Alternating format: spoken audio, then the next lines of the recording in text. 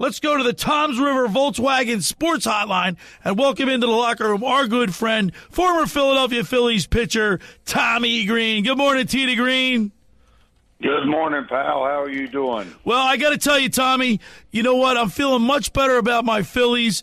And but last night, no, I am. You talked me off the ledge the last 3 weeks because I hit the panic button. I'll be the first one to admit it.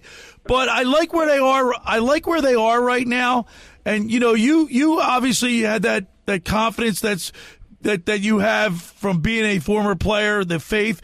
As a fan, I'm more of on the roller coaster, but I feel pretty good about where this team is right now. Do you? Yeah, I mean, they're playing. I mean, they're doing what they need to do. Just need to play consistent ball, not make the errors, the routine. They need to make the routine plays. And don't give away runs and stuff like that. It could make. That can make the difference in a ball game. So I mean, you just want to play clean baseball, and that's what they've pretty much been doing. With the exception of yesterday. With the exception of yesterday, Tommy. Yeah, I know. I mean, but I mean, you have those days. They have those games where you do it. They went 5-1 for the week. Right. Like I say, yeah. Wish we could have played like the Mets the past 10 games. But the Mets are hot. So we gotta get just get our fundamentals. Just keep them going.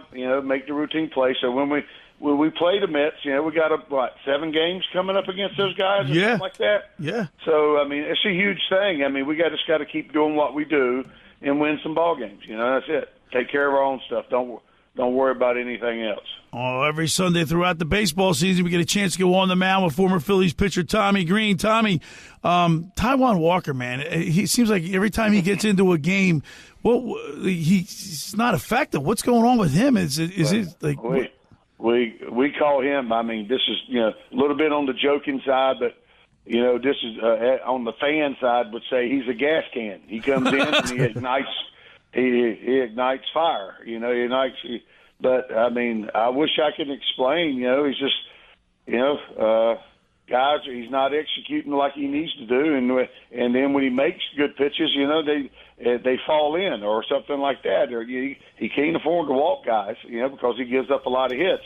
So I mean, it's he finds himself in a predicament right now. He's got to find some way.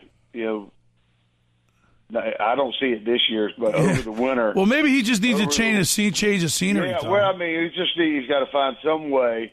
I mean, it's hard to change. He's doing what he's doing. He's working his tail off, but hopefully they could, with the program and stuff, he has time over the winter to keep going and try to gain some arm strength or whatever they're looking to try to do. I think that's what I read or heard the guys talking about, as far as on the radio and the papers are trying to gain that arm strength to get his the crispness to his pitches back. So I mean, it's a work in progress for him. Will he get it back? It's hard to say. It's just he's got to put forth the work, and and by what I hear, he does that type of stuff. I mean, he's working hard. It's just not showing on the field.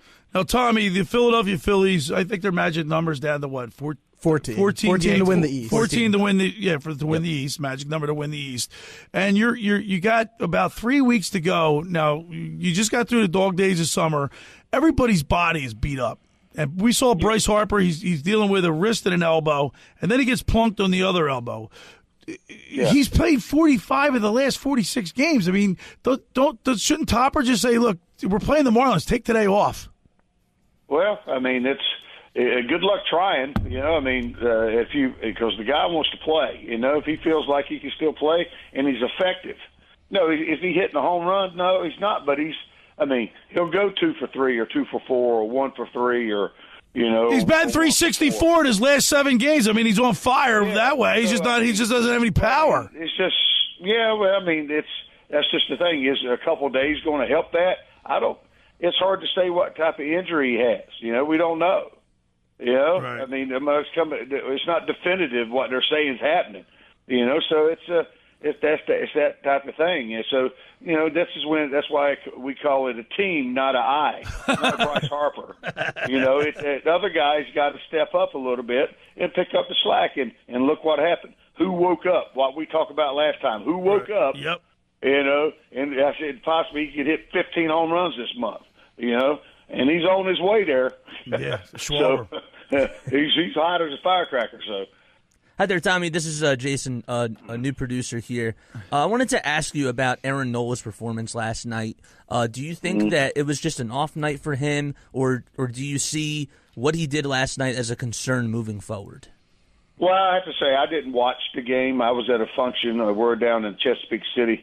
I was keeping up with it. But the conversations while I was having, one of my good friends come down. He kind of, on the ride down, he was keeping up with it and that type of thing.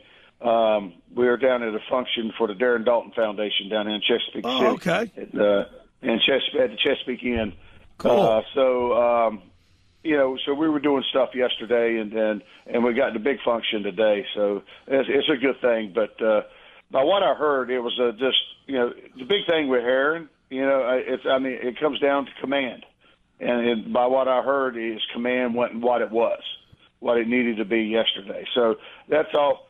If that's pitching, you're going to have those days when you start missing over the zone or falling behind in counts and stuff like that. It's going to cost you. It don't matter who you play. Right. It don't matter if you're playing the Marlins or what. Those guys are young, good ball players they got there with talent, and they've hit a baseball for a long time. So if you're making mistakes, you're giving them an opportunity to do things. So, I chalked that one up to a rough outing. Everybody's been clicking pretty good, and it was just one of those times. We need them the last, start or two going into the to the end of the season, being where they need to be, hitting full stride. And a lot of guys we're pitching pretty well, so. Good morning, Tommy. So obviously today the Phillies have youngster Seth Johnson on the bump, acquired from the Gregory Soto trade at the deadline. And I was just curious, what are you looking to see from him today? Obviously they're still trying to figure out that fifth starter spot, and what are you hoping to see from him today?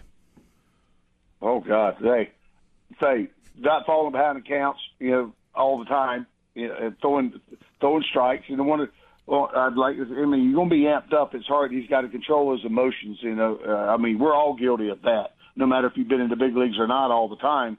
That first inning, those first batter you're facing, you're amped. It's about throwing that first strike. You know what I mean? And taking that deep breath and calming down. It's about him getting up there and relish the outing a little bit, but do what he does. What he's done all his life.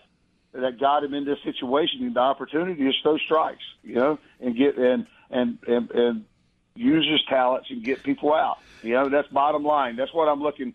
If he could do that and keep the ball down in the zone majority of the time, and when he pitches up, pitch up out of the zone, not in the zone up all the time. You know what I mean?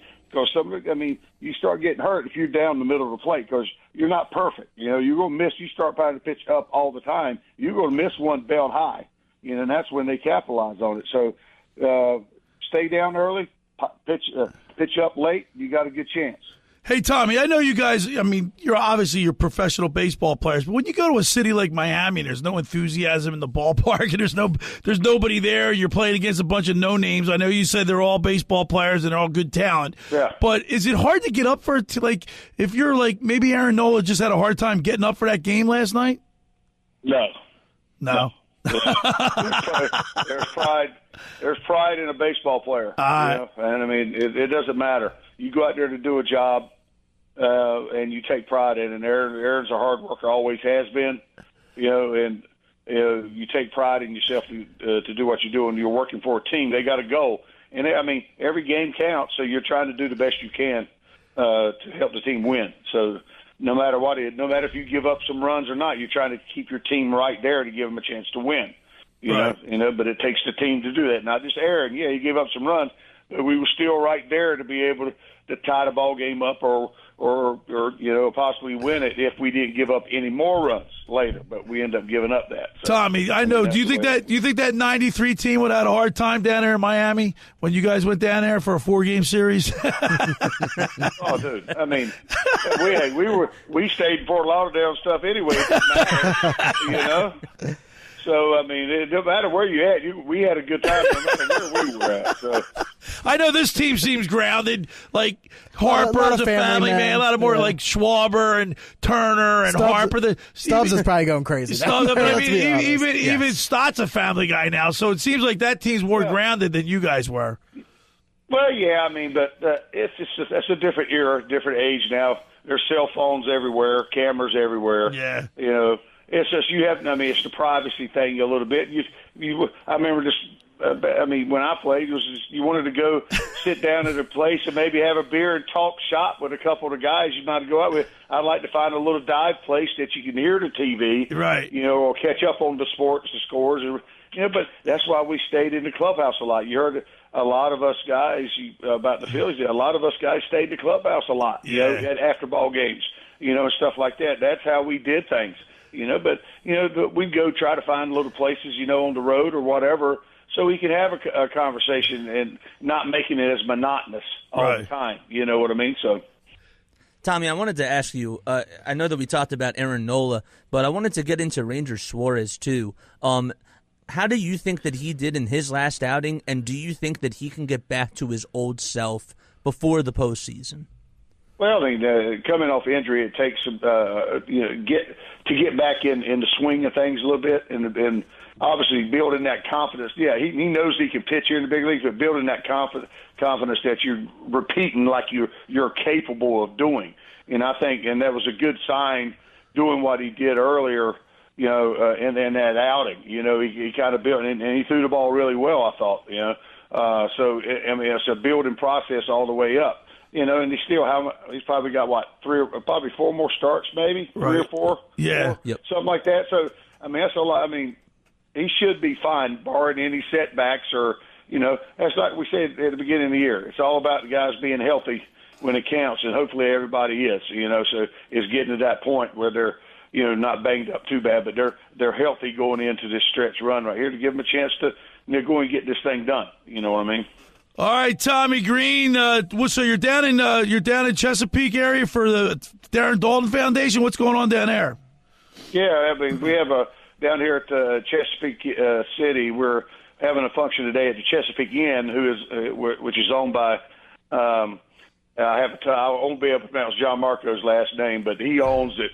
And he's part of the board now with the foundation. So we started this last year. We had a fundraising event down here. It's a beautiful place he's got here on the marina. He got a marina here, with a wonderful restaurant with great food, and you got tiki bar outside. We were able to watch the Eagles game Friday night, and the Phillies games, yesterday. Friday night. We come down Thursday night, so we call it a little bit of Thursday and Friday. So we've made a weekend out of it down here, and it's such a great event trying to help raise money for the Darren Dalton Foundation, for people, the families and stuff that are going through, the glioblastoma cancer. I got to tell you, help them survive, help them, pay their mortgage if they need it, and stuff like that if they qualify for it. So that's what we try to do, and that's what Darren wanted to do. And so we're trying to help the families, in that aspect. Well, we sure miss Darren Dalton Dutch, man. He was such a big part of your team and the Philadelphia Phillies community. And good luck with everything today, Tommy Greene. And as always, we appreciate you. And let's go Phillies, man. I can't wait for Red October. Yeah, keep the faith, Billy. Stay away from the shoestrings, the belts, and the race. All right, Tommy Greene. As always, we appreciate it. We'll talk to you next Sunday. All right, pal.